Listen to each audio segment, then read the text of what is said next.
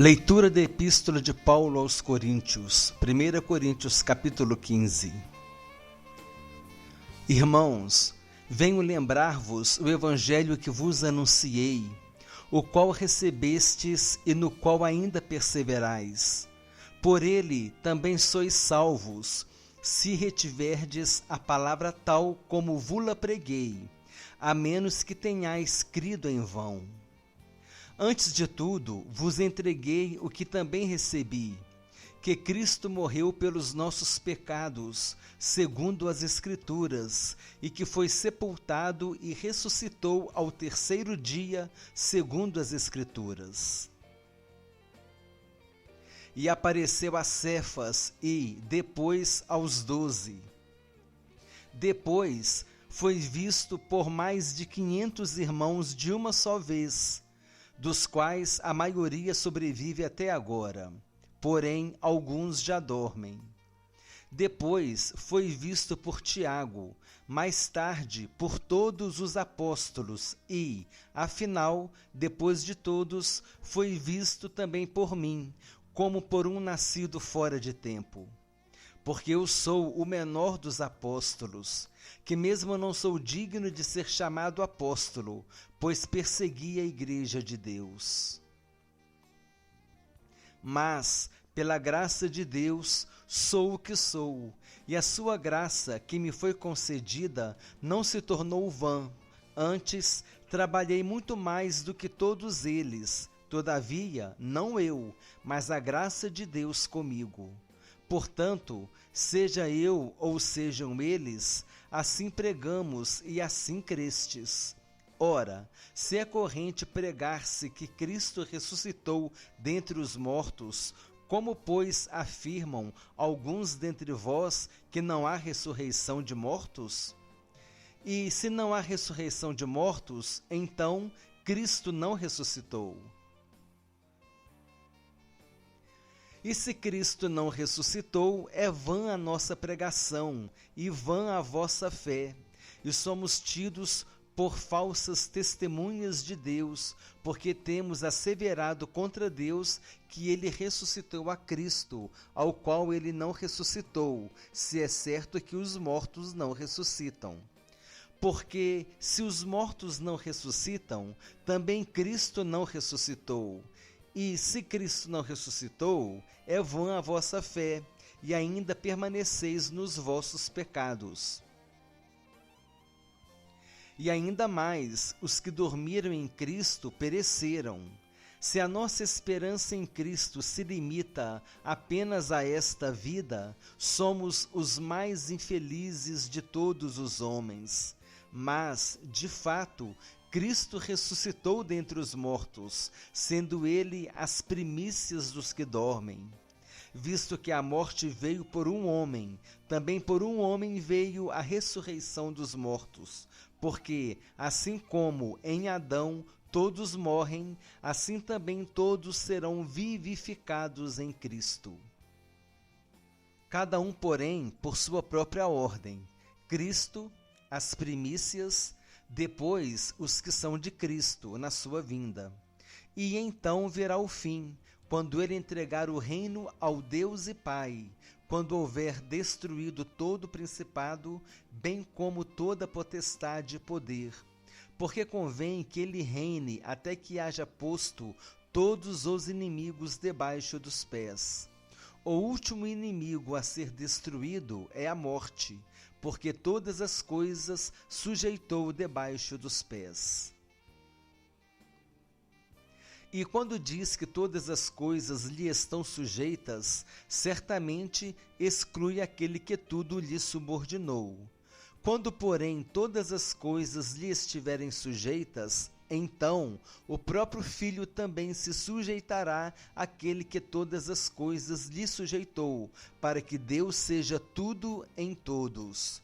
Doutra maneira, que farão os que se batizam por causa dos mortos? Se, absolutamente, os mortos não ressuscitam, por que se batizam por causa deles? E por que também nós nos expomos a perigos a toda hora? Dia após dia morro. Eu protesto, irmãos, pela glória que tenho em vós outros, em Cristo Jesus, nosso Senhor. Se, como homem, lutei em Éfeso com feras, que me aproveita isso? Se os mortos não ressuscitam, comamos e bebamos, que amanhã morreremos. Não vos enganeis, as más conversações corrompem os bons costumes. Tornai-vos à sobriedade, como é justo, e não pequeis, porque alguns ainda não têm conhecimento de Deus. Isto digo para vergonha vossa. Mas alguém dirá: como ressuscitam os mortos? E em que corpo vêm? Insensato! O que semeias não nasce, se primeiro não morrer. E quando semeias, não semeias o corpo que há de ser, mas o simples grão, como de trigo ou de qualquer outra semente. Mas Deus lhe dá o corpo como lhe aprouve dar, e a cada uma das sementes o seu corpo apropriado. Nem toda a carne é a mesma, porém uma é a carne dos homens, outra a dos animais, outra a das aves e outra a dos peixes. Também há corpos celestiais e corpos terrestres, e sem dúvida, uma é a glória dos celestiais e outra a dos terrestres. Uma é a glória do sol, outra a glória da lua, e outra a das estrelas, porque até entre estrela e estrela há diferenças de esplendor. Pois assim também é a ressurreição dos mortos. Semeia-se o corpo na corrupção, ressuscita na incorrupção. Semeia-se em desonra, ressuscita em glória. Semeia-se em fraqueza, ressuscita em poder. Semeia-se corpo natural, ressuscita corpo espiritual. Se há corpo natural, há também corpo espiritual.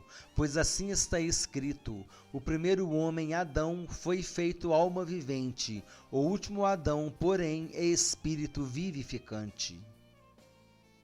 Mas não é primeiro o espiritual, e sim o natural, depois o espiritual. O primeiro homem, formado da terra, é terreno. O segundo homem é do céu. Como foi o primeiro homem, o terreno, tais são também os demais homens terrenos. E, como é o homem celestial, tais também os celestiais. E, assim como trouxemos a imagem do que é terreno, devemos trazer também a imagem do celestial. Isto afirma, irmãos, que a carne e o sangue não podem herdar o reino de Deus, nem a corrupção herdar a incorrupção. Eis que vos digo um mistério: nem todos dormiremos, mas transformados seremos todos, num momento, num abrir e fechar de olhos, ao ressoar da última trombeta. A trombeta soará, os mortos ressuscitarão incorruptíveis e nós seremos transformados. Porque é necessário que este corpo corruptível se revista da incorruptibilidade e que o corpo mortal se revista da imortalidade. E, quando este corpo corruptível se revestir da incorruptibilidade e o que é mortal se revestir de imortalidade, então se cumprirá a palavra que está escrita: tragada foi a morte pela vitória. Onde está, ó morte, a tua vitória? Onde está, ó morte, o teu aguilhão? O aguilhão da morte é o pecado, e a força do pecado é a lei. Graças a Deus que nos dá a vitória por intermédio de nosso Senhor Jesus Cristo. Portanto, meus amados irmãos, sede firmes, inabaláveis e sempre abundantes na obra do Senhor, sabendo que, no Senhor, o vosso trabalho não é vão.